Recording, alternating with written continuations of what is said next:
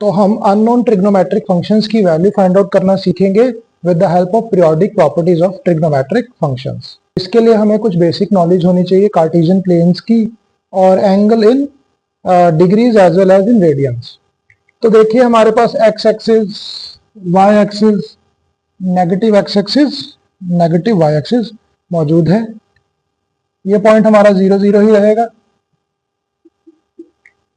आपने positive x axis को 0 degree मानना है या 0 रेडियन मानना है। पॉजिटिव वाई एक्सिस को हम 90 डिग्री मानते हैं जो रेडियन में π/2 हो जाता है। नेगेटिव एक्स एक्सिस की डायरेक्शन को हम 180 डिग्री या पाई मानेंगे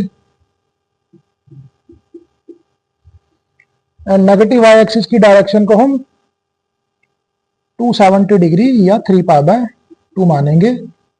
और इसी तरह हम दोबारा पॉजिटिव एक्स एक्सिस पे आ जाते हैं एक कंप्लीट रोटेशन के बाद। ये रोटेशन क्या है? एंटी क्लॉकवाइज है। तो जब तक आपकी रोटेशन एंटी क्लॉकवाइज रहेगी आपने एंगल्स को पॉजिटिव मानना है। अगर आपकी रोटेशन क्लॉकवाइज हो जाएगी तो आपके एंगल्स भी नेगेटिव हो जाएंगे। एंटी क्लॉकवाइज डायरेक्शन में चलते हुए हम पॉजिटिव एक्स एक्सिस को 360 डिग्री या 2π मान लेंगे। इससे नेक्स्ट आपको पता होना चाहिए कि फर्स्ट क्वाड्रेंट में all trigonometric functions are positive, second quadrant में only sine and its reciprocal is positive. हम एंटी क्लॉकवाइज चल रहे हैं और थर्ड क्वाड्रेंट में हमारा tan और cot पॉजिटिव होगा, rest are negative. Fourth quadrant में हमारा cos और secant पॉजिटिव होगा।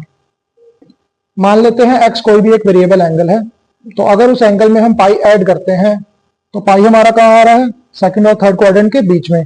इसका मतलब पाई ऐड होगा अगर किसी भी एंगल x में तो वो थर्ड क्वाड्रेंट में चला जाएगा क्योंकि हम एंटी क्लॉकवाइज ऐड कर रहे हैं।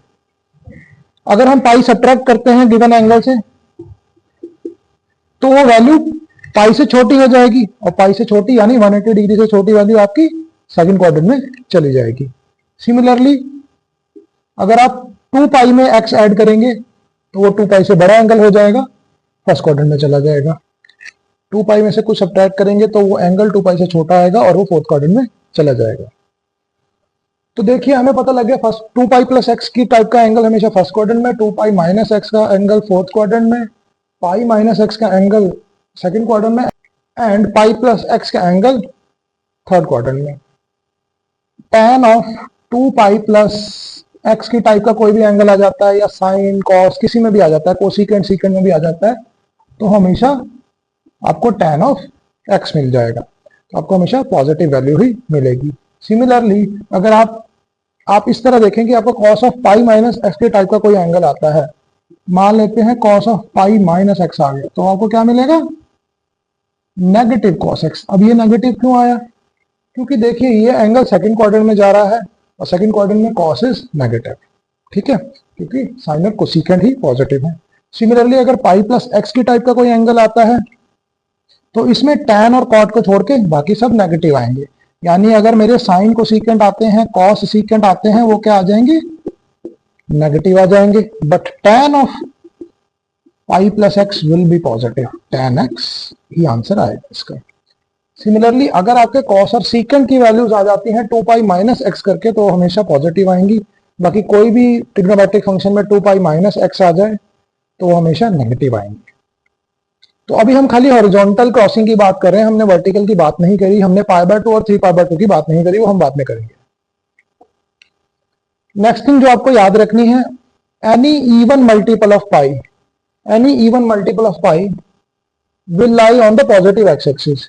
यानी आपका कोई n पाई जहां पर n इवन है टाइप का एंगल आता है तो हमेशा कहां लाई करेगा? Positive x axis. इसका मतलब अगर आप इस n पाई जो जिसमें n की वैल्यू इवन है आप उसमें x ऐड कर देंगे तो आप फर्स्ट क्वाड्रेंट में पहुंच जाएंगे, x सब्ट्रैक्ट कर देंगे तो आप फोर्थ क्वाड्रेंट में आ जाएंगे और वैल्यू रिस्पेक्टिवली पॉजिटिव नेगेटिव उसी तरह आएंगी जिस तरह ट्रिग्नोमेट्रिक फंक्शन की वैल्यूज होती हैं जिस क्वाड्रेंट में उसके हिसाब से। सिमिलरली अगर आपका n ऑड आ जाता है तो आप नेगेटिव एक्स एक्सिस पे पहुंच जाएंगे और इस बार अगर आपका n पाई प्लस x है तो n पाई n अब यहां पर क्या है? ऑड है, तो n पाई प्लस x आपका थर्ड क्वाड्रेंट में आएगा। इसी तरह n पाई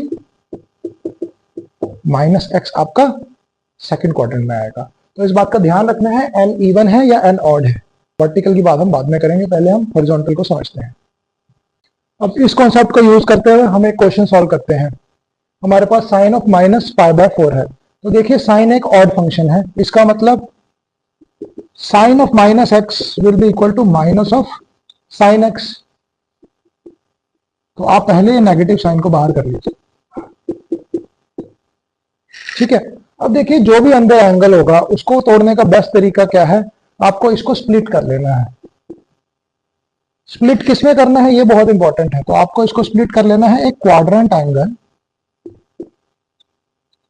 क्वाड्रेंट एंगल क्या है, देखिए जो क्वाड्रेंट एंगल वो हैं जो क्वाड्रेंट पे आ रहे हैं। कौन कौन से क्वाड्रेंट एंगल हैं, 0, पाई, 2 पाई, एन पाई, ये सारे क्या है क्वाड्रेंट एंगल जो आपके क्वाड्रेंट के ऊपर आ रहे हैं, यानी जो सेकंड और थर्ड क्वाड्रेंट के बीच में आ रहे हैं या फोर्थ और फर्स्ट क्वाड्रेंट के बीच में आ रहे हैं। तो स्प्लिट कर लेना है क्वाड्रेंट एंगल प्लस माइनस नून एंगल। तो अगर इस तरह का कोई भी क्वेश्चन आता है, पहले देखें वो फंक्शन ऑड है या इवन है, नेगेटिव साइन बाहर आ सकता है कि नहीं आ सकता।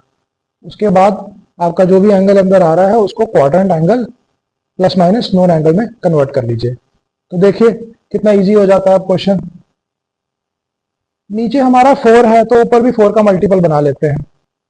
तो इसको क्या लिख सकते हैं हम, 4 पाई, 5 पाई को हम लिख लेंगे 4 पाई प्लस पाई,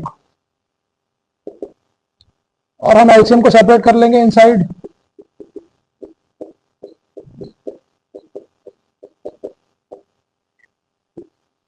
फोर से 4 कैंसिल हो गया, क्या आ गया, पाई प्लस पाई बाय 4। तो यहां पर अगर हम एन की वैल्यू देखें तो एन की वैल्यू ऑड आएगी, पाई के साथ अगर कुछ मल्टीप्लाई हो रहा है तो 1 मल्टीप्लाई हो रहा है, यानी पाई प्लस क्या आ गया अब आपका, अब ये पाई प्लस एक्स की फॉर्मेशन आ गई। Quadrant angle plus known angle, pi plus x आपका किधर आ रहा है, थर्ड क्वाड्रेंट। तो इसका मतलब आप थर्ड क्वाड्रेंट में पहुंच गए हैं।